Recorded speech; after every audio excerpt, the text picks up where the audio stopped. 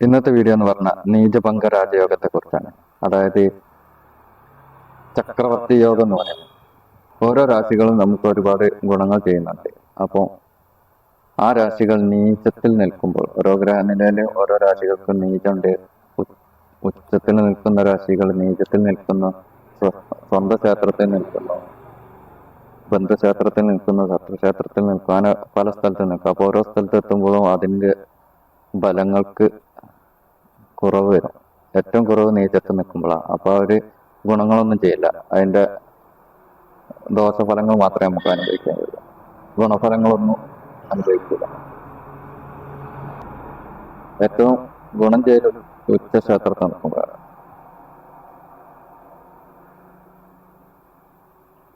അപ്പൊ ഓരോ രാശികൾക്കും ഇപ്പൊ ചന്ദ്രനാണെങ്കിൽ അതിന്റെ നീചരാശി പറഞ്ഞ വൃശ്ചിക രാശിയാണ്. അപ്പൊ അതിൽ നിൽക്കുമ്പോ മനോകാരകൻ, മനസ്സിനെ കുറിച്ച്, മാതാവിനെ കുറിച്ച്, അങ്ങനെ ഒത്തിരി കാര്യങ്ങളൊക്കെ ചിന്തിക്കും. നീചത്ത് നിൽക്കുമ്പോൾ മാതാവിന് പറഞ്ഞാല് അതിന്റെ ദശാകാലങ്ങളിലും അപാരകാലങ്ങളിലൊക്കെ മാതാവിന് ഒരുപാട് അനിഷ്ടങ്ങളൊക്കെ സംഭവിക്കും. അപ്പൊ നീചഭംഗം സംഭവിക്കുമ്പോൾ നമുക്ക് ആ ദശാകാലങ്ങളിലും അപഹാരകാലങ്ങളിലൊക്കെ ആ ജാതകന് ഒരുപാട് ഗുണങ്ങളും നല്ല അനുഭവങ്ങളും സാമ്പത്തികമായിട്ടും എല്ലാ രീതിയിലും ഗുണാനുഭവങ്ങളൊക്കെ ഉണ്ടാവും. അപ്പൊ എങ്ങനെയാണ് നീചഭംഗം സംഭവിക്കുക എന്ന് ഞാൻ പറഞ്ഞുതരാം. അപ്പൊ ഇതുപോലത്തെ വീഡിയോ ഇഷ്ടപ്പെടുന്നവരൊന്ന് സബ്സ്ക്രൈബ് ചെയ്യാം. അതായത് ചൊവ്വയ്ക്കാണെങ്കിൽ ചൊവ്വയുടെ നീചക്ഷേത്രം എന്ന് പറഞ്ഞ കർക്കിടകമാണ്. അപ്പൊ കർക്കിടകത്തിന്റെ അധിപൻ ചന്ദ്രനാണ്. അപ്പൊ ചന്ദ്രൻ ഏത് ഭാഗത്തിൽ നിൽക്കുന്നു, അപ്പൊ ചന്ദ്രന്റെ കേന്ദ്രഭാഗങ്ങളിലായിരിക്കാം. അങ്ങനെ ഉണ്ടാകുമ്പോഴാണ് നീചഭംഗം സംഭവിക്കുക. ചൊവ്വയെ സംബന്ധിച്ചിടത്തോളം ചൊവ്വ നീചത്തിലാകുമ്പോൾ എന്തായാലും നീചഭംഗം സംഭവിക്കും. മറ്റു ഗ്രഹങ്ങളേക്കല്ല, നമുക്ക് വേറെ ഗ്രഹങ്ങളൊക്കെ ശനിയെ നോക്കാം. ശനിക്ക് നീചം എന്ന് പറഞ്ഞാല് ശനിയുടെ നീചരാശി പറഞ്ഞ മേടാണ്. മേടത്തിന്റെ അധിപൻ കുജനാണ്.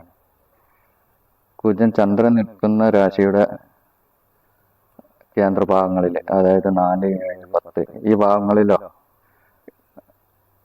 ഒക്കെ നിൽക്കുകയാണെങ്കിൽ നീചഭംഗം സംഭവിക്കും. അല്ലെങ്കിൽ ആ രാശിയുടെ അധിപന്റെ ഉച്ചരാശിയിലാണ് അധിപൻ നിൽക്കുന്നുണ്ടെങ്കിലും നീചഭംഗം സംഭവിക്കും. അത് പല ആചാര്യന്മാരും പലതും പറയും. ചില ആചാര്യന്മാർ പറയും ശനിക്ക് മാത്രമേ നീചഭംഗം സംഭവിക്കുള്ളൂ, മറ്റുള്ള ഗ്രഹങ്ങൾക്കൊന്നും നീചഭംഗം സംഭവിക്കില്ല. ശരിക്ക് എല്ലാ ഗ്രഹങ്ങൾക്കും നീചഭംഗം സംഭവിക്കും. പിന്നെ ചില ആചാര്യന്മാര് പറയും ലഗ്നാല് കേന്ദ്രഭാഗങ്ങളിൽ നിന്നാലും ചന്ദ്രാല് കേന്ദ്രഭാഗങ്ങളിൽ നിന്നാലും നീചഭംഗം സംഭവിക്കും. ചില ആചാര്യന്മാര് പറയും ചന്ദ്രാല് മാത്രം. അത് കിട്ടിയില്ലെങ്കിൽ ലഗ്നാല് നോക്കണം എന്നാണ് ചില ആചാര്യന്മാര് പറയല്. അപ്പോ ഇങ്ങനെയൊക്കെയാണ് നോക്കല്. അപ്പൊ സൂര്യൻ തുലാം രാശി നിൽക്കുമ്പോൾ സൂര്യൻ നീചത്തിലാണ്. അപ്പോൾ തുലാം രാശിയുടെ അധിപൻ എന്ന് പറഞ്ഞാൽ ശുക്രനാണ്. ശുക്രൻ ചന്ദ്രന്റെ കേന്ദ്രഭാഗങ്ങളിലാണ് നോക്കുക. അപ്പോൾ അതൊക്കെ ഗ്രഹനില നോക്കിയാലേ മനസ്സിലാവുള്ളൂ. നമുക്കൊരു ഒറ്റയടിക്ക് ഒരാൾക്ക് കണ്ടാലേ അറിയില്ല. ഗ്രഹനില നോക്കുമ്പോൾ പെട്ടെന്ന് മനസ്സിലാവും.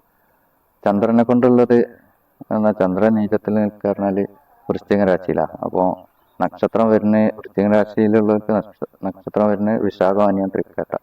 ചന്ദ്രന്റെ പിന്നെ നക്ഷത്രം നോക്കിയാണ്ട് മനസ്സിലാവും അത് ഏത് ഭാഗത്തിലാണ് നിൽക്കുന്നത്, നീചത്തിലാണോ, ഉച്ചത്തിലാണോ, സ്വക്ഷേത്രത്തിലാണോ ഒക്കെ നക്ഷത്രങ്ങൾ നോക്കി മനസ്സിലാവും. മറ്റു ഗ്രഹങ്ങളുടെ ഒന്നും നക്ഷത്രം നോക്കി മനസ്സിലാവില്ല. ഗുരുവിന്റെ ആണെങ്കിൽ മകരാണ് അതിന്റെ നീചരാശി. മകരത്തിന്റെ അധിപൻ ശനിയാണ്. ശനി എവിടെ നിൽക്കുന്നു, അത് ചന്ദ്രന്റെ ഏത് ഭാഗത്തിലാണ് നോക്കുക. അങ്ങനെ ഓരോരുത്തർക്കും ഓരോ നീചരാശികളുണ്ട്. അപ്പോ പിന്നെ രാഹുകേതുക്കള് അവർക്ക് പിന്നെ സ്വന്തം ക്ഷേത്രങ്ങളോ നീചക്ഷേത്രങ്ങളോ ഉച്ചക്ഷേത്രങ്ങളോ ഒന്നുമില്ല. അവരിങ്ങനെ എപ്പോഴും വക്രഗതി സഞ്ചരിക്കുന്ന ഗ്രഹങ്ങളാണ്. അപ്പൊ അവരിതിലൊന്നും ഉൾപ്പെടുത്തില്ല. അവർക്ക് സ്വന്തം ക്ഷേത്രമില്ലെങ്കിലും ബലമുള്ള ക്ഷേത്രങ്ങളൊക്കെ ഉണ്ട്. അതൊക്കെ ഗ്രഹനില നോക്കുമ്പോഴേ മനസ്സിലാവുള്ളൂ. അപ്പൊ ഇത്ര വീഡിയോ ആവശ്യമുള്ളവര് ഒന്ന് സപ്പോർട്ട് ചെയ്യാം, മറ്റുള്ളവരിലേക്കൊക്കെ ഷെയർ ചെയ്ത് കൊടുക്കുക. എന്തെങ്കിലും സംശയമുള്ളവർക്ക് കമന്റ് ചോദിക്കാം. വാട്സപ്പ് നമ്പർ ഉണ്ട്, അതിൽ ചോദിക്കാം. നിങ്ങളുടെ എന്തെങ്കിലും കാര്യങ്ങൾ അറിയണമെങ്കിൽ വാട്സപ്പ് നമ്പറിൽ ചോദിച്ചാൽ മതി. വാട്സപ്പ് നമ്പർ ഉണ്ടാവും, ഈ കാണുന്ന വാട്സപ്പ് നമ്പറിൽ ചോദിച്ചാൽ മതി. അപ്പോൾ എല്ലാവരും സപ്പോർട്ട് ചെയ്യാം.